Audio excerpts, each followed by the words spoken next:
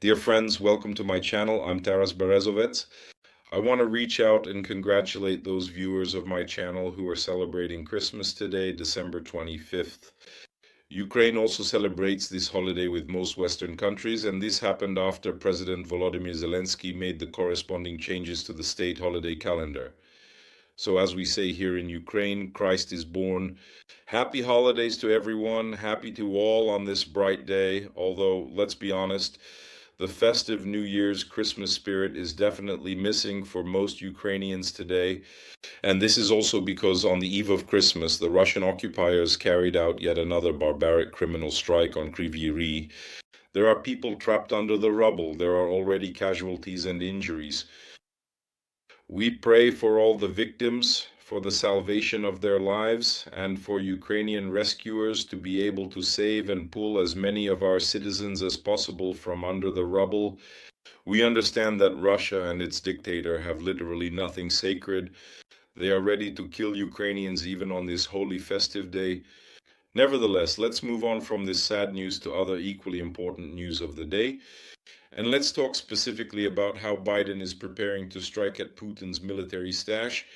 This is a quote from the leading American publication, The Washington Post. We are talking about introducing sanctions against the so-called shadow fleet of Russia, which, like the elusive Joe, the American administration has been unable to catch for the last few years. For years, Joe Biden is expected to give a farewell nod not only to Putin, but also to pass the baton to the next president, Donald Trump, who may either continue the sanctions regime or trade it for serious concessions from the Kremlin dictator. Ukrainian President Zelensky said that he offered the Prime Minister of Slovakia compensation for losses from the cancellation of Russian gas transit, as well as assistance in finding alternative supplies from the European Union. However, as we know, Fico visited Moscow 2 days earlier, where he met with dictator Putin, and he discussed with him in a one-on-one format the continuation of the gas contract, which, I remind you, officially will not be determined by either Ukraine or Russia starting January 1st. The leading Spanish publication El País reports that the Ukrainian government is advocating for the cessation of financial support for Ukrainian refugees in the European Union and other European countries, as well as for restricting access to consular services for men of conscription age. The aim of this is to force them to return to their homeland. In this context, El País refers to both official statements from Ukrainian authorities and insider reports. The goal of this is to force them to return to their homeland. In this regard, LPS refers to both official statements by the Ukrainian authorities and reports from insiders. Bloomberg agencies report that the advisor to Iran's supreme leader Ali Khamenei, Hossein Shamkhani, is responsible for a quarter of Iran's weapon supplies to Russia, including Iranian drones.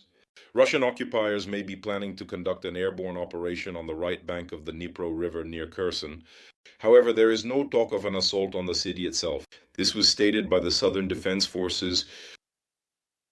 A ship belonging to the so-called Syrian Express has sunk in the Mediterranean. This is the large cargo ship Ursa Major, which translates to Great Bear, and it was key in supplying weapons and other materials for the Russian grouping. In Syria, there was an explosion on board, followed by a fire. Some crew members died. Nothing is reported about the reasons for the explosion. The Washington Post reports that the Ukrainian government is starting to seriously believe in the end of the war in 2025 with the arrival of the next US President, Donald Trump. Russian authorities plan to completely slow down and halt the broadcasting of the YouTube service within the Russian Federation.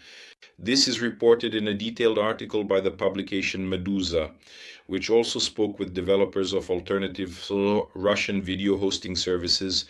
And finally, there was an explosion at an explosives factory in Turkey, resulting in at least 12 deaths. Authorities are investigating this explosion, but for now they say that the theory suggesting it was caused by sabotage has not been confirmed yet. We'll talk about all of this later, friends. So, US President Joe Biden, who is in power, has less than a month left in office.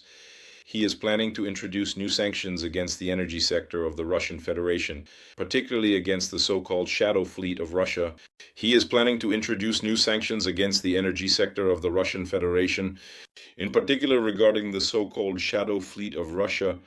The Washington Post reports this, citing four sources within the White House. Biden's farewell sanctions have been described by the publication as a blow to Putin's military stash.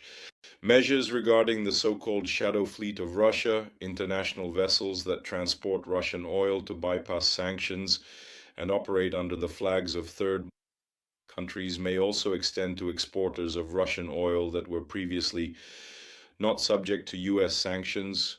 According to a source from the Washington Post, the U.S. administration is considering revoking licenses that allow Western banks to process payments for the supply of Russian energy resources. In addition, one of the requested U.S. officials stated that this should allow Ukraine to be in the best position for self-defense and to negotiate on terms that are fair for Ukraine. Bloomberg reported back on December 11th that the Biden administration is considering sanctions aimed at Russian oil trade, and the shadow fleet, which has long evaded these anti-Russian sanctions, may now be targeted. It was previously reported that the United States and its European allies have been systematically closing ports and anchorages where this shadow fleet was based, where oil was being transferred, and where fresh water was being supplied, and crew members were being changed. So they were doing everything to tighten things up. However, a serious, devastating blow against this shadow fleet has yet to be delivered. The Washington Post also reports that this will allow the next administration of Donald Trump to exchange the lifting of these sanctions for serious concessions from the Kremlin, as these sanctions will be among the most painful. Continuing the topic of energy resources, Ukrainian President Volodymyr Zelensky stated that he offered the Slovak Prime Minister assistance and compensation for the cancellation of Russian gas transit, but the official rejected all proposals made to him by Kyiv. President Zelensky also accused the Slovak Prime Minister of making shadow agreements with dictator Putin and fighting for money, primarily pursuing personal interests. He also urged Slovak law enforcement to investigate Fico's visit to Moscow and to find out the true reasons that compelled Fico to go to the Kremlin and negotiate with Putin behind closed doors. In secret from other leaders of the European Union, Fico's visit to Russia took place on December 22nd. This is already the second leader of the European Union after Viktor Orban, who visits Russia and meets with dictator Putin. Zelensky's reaction was quite sharp. In particular, it was also reported that Ukraine offered Slovakia 500 million euros from frozen Russian assets in exchange for approval of Ukraine's NATO membership. Fico himself stated that he would never agree to Ukraine joining the North Atlantic Alliance. Another pro-Russian prime minister from one of the NATO and European Union countries, Viktor Orban, shares similar views. Additionally, Fico received an official invitation to attend the so-called Victory Parade in Moscow on May 9th, and he previously stated that he would gladly accept such an offer. Meanwhile, the leading Spanish publication El País, which recently leaked information that I reported on, apparently from American intelligence, states that the Ukrainian authorities are officially calling on European Union countries to significantly reduce assistance to Ukrainian refugees and to limit access for Ukrainian male citizens of conscription age to consular services. The goal of this is to force them to return to Ukraine.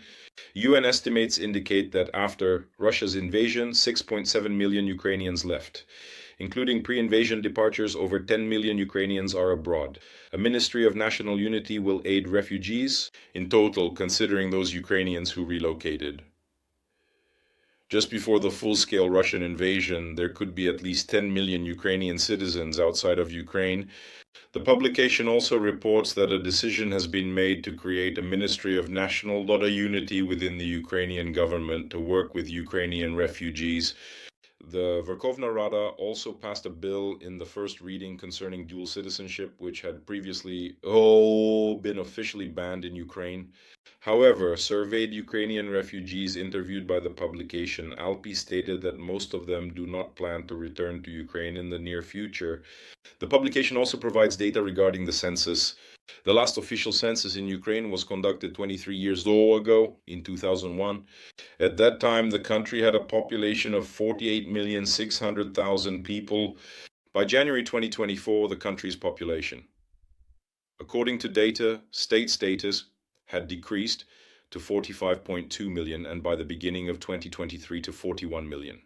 According to other estimates provided by the publication in February 2022, there could have been 30.7 million people living in Ukraine, and by May 2023, that number dropped to 29 million.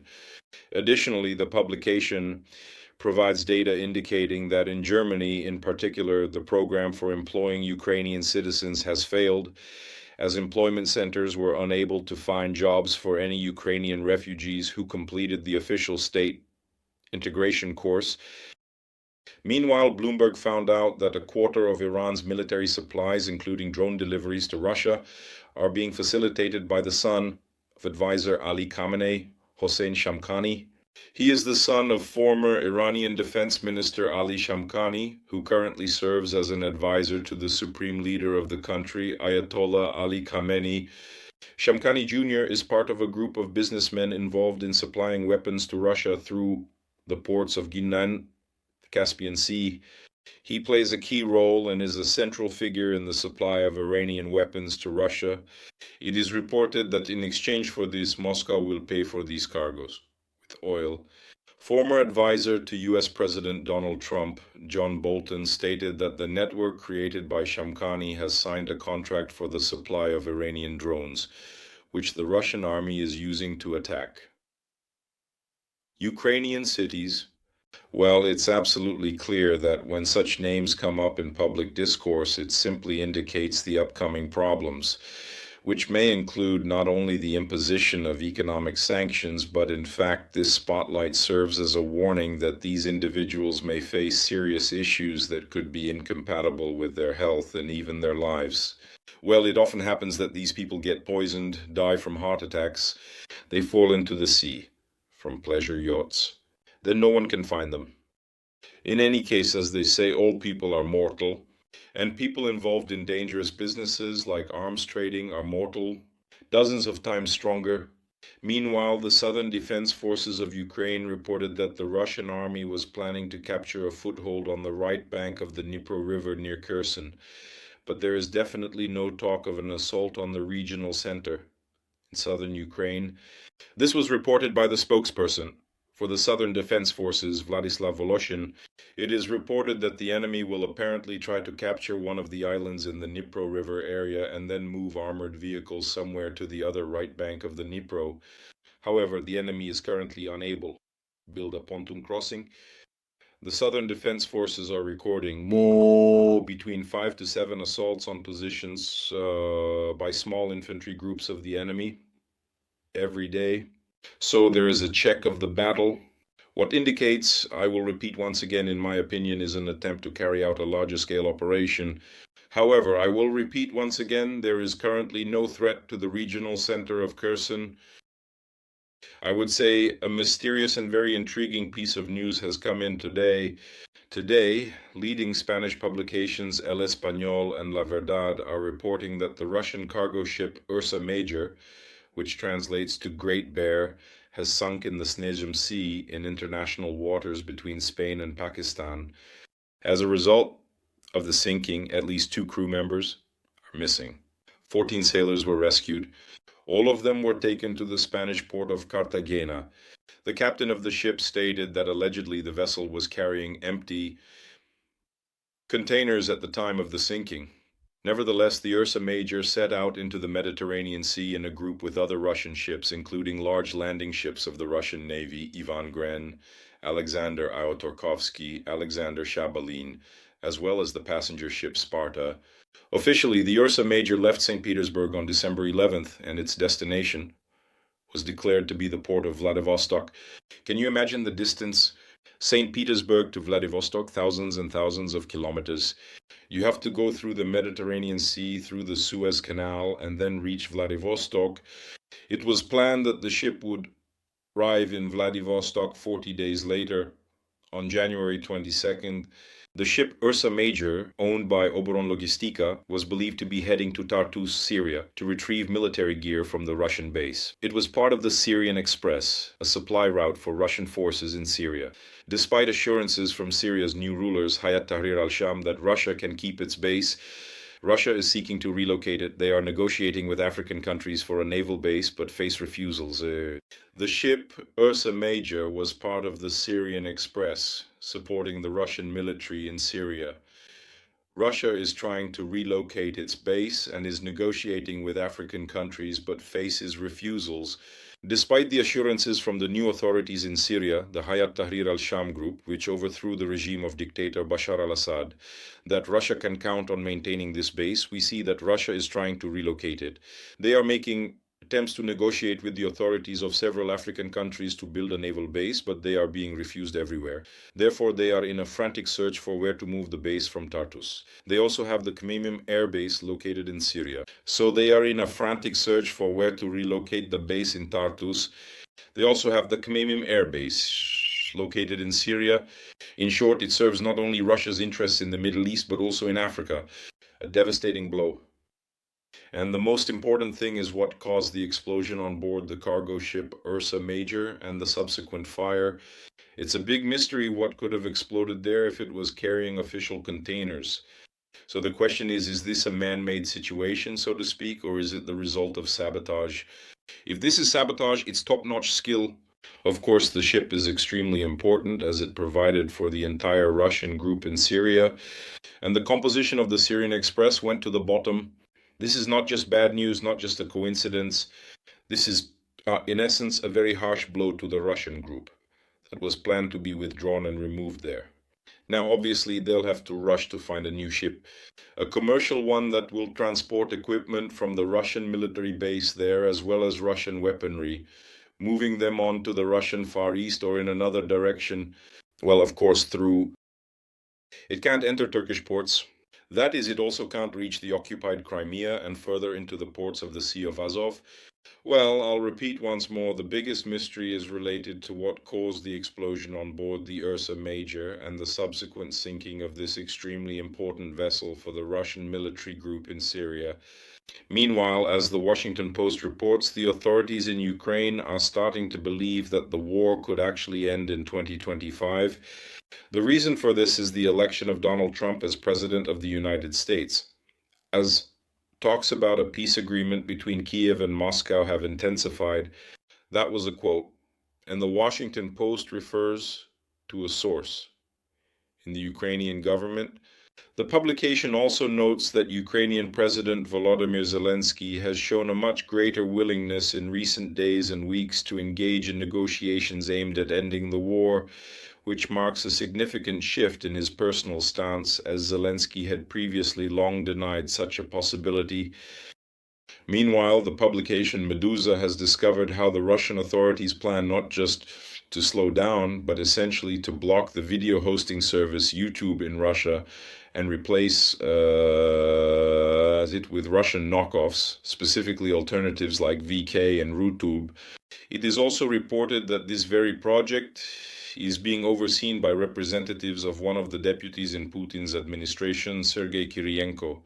He will specifically be in charge of localizing these Russian video hosting services, with a primary focus on VKontakte as a potential YouTube killer. That's how all of this is, so to speak, structured. Therefore, Russian YouTube users who haven't drawn any conclusions and haven't tried to switch to alternative ways of watching YouTube, primarily by using VPNs, will obviously soon have to face the impossibility of watching any videos on this platform, which has served as an outlet for media not controlled by the Russian authorities, through which alternative information was conveyed, bypassing Russian propaganda. And finally, the last piece of news. There was an explosion at an explosives manufacturing plant, and at least 12 people have died The explosion occurred at a factory in the province of Balıkesir. This is the northwest corner of Turkey. This was reported by Turkey's Interior Minister Ali Yerlikaya. The authorities, as reported by CNN, which released the video, do not believe that this was the result of sabotage. However, as we remember, Turkey is a regional rival of Russia, and due to its involvement in the events in Syria and the serious interest shown by President Erdogan in redistributing the pie left after the flight and fall of Bashar al-Assad's regime. Yes, obviously Erdogan's regime doesn't sit well with many, including internal enemies such as the Kurds, but not just them, so this whole story could very well have a continuation. That's the news we have for today, friends. Once again, I congratulate all the viewers of my channel who are celebrating Christmas today. Merry Christmas to everyone. Take care of yourselves, take care of your families, take care of your loved ones. May everything go well for you in the coming year, and most importantly, we wish you all peace no matter where on the planet you live. I wish you peace so that you never know or experience the horrors of war that millions and millions of Ukrainians have gone through and continue to endure in their own lives. Take care of yourselves, friends. Glory to Ukraine, glory to the armed forces of Ukraine, glory to the Ukrainian Special Forces, glory to the Ukrainian Territorial Defense Forces. You were with Major of the Ukrainian Army, Taras Berezovets. Merry Christmas again. Bye-bye.